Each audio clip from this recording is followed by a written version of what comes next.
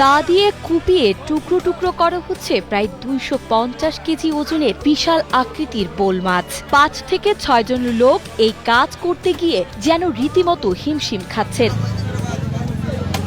গত 3 March Saint Martin পশ্চিম সাগরে জেলের জালে আটকা পড়েছে এই প্রায় 250 কেজি ওজনের দানবাকৃতির বোল মাছটি। টেকনাফ বোটঘাট থেকে সাগরে জীবিকার সন্ধানে বের হওয়া মোহাম্মদ রাসেলের মালিকানাধীন একটি মাছ ধরার ট্রলারে ঘেরা জালে দক্ষিণ বঙ্গোপসাগর এলাকায় অপ্রত্যাশিতভাবে এই বিরল মাছটি আটকা পড়ে। টানা 2 দিন সাগরে অবস্থানের পর বৃহস্পতিবার দুপুরে ট্রলারটি টেকনাফ পৌরসভার কাউখালী বোটঘাটে ফিরে এলে বিশাল এই মাছটিকে এক নজর দেখতে স্থানীয় উৎসুক জনতা ঘাটে ভিড় জমায়। ঘাটে তোলার পরপরই স্থানীয় মাছ ব্যবসায়ী সিরাজুল ইসলাম ও তার অংশীদাররা মিলে আনুষঙ্গিক খরচ সহ প্রায় 3 লাখ টাকা দিয়ে এটি কিনে নেন। বোল মাছ একটা পড়ছে 180 কেজি, আর বাকি মাছ হয়েছে ছোটখাটো মাছ, এগুলো আপনার 150-200 মণ পর্যন্ত হবে।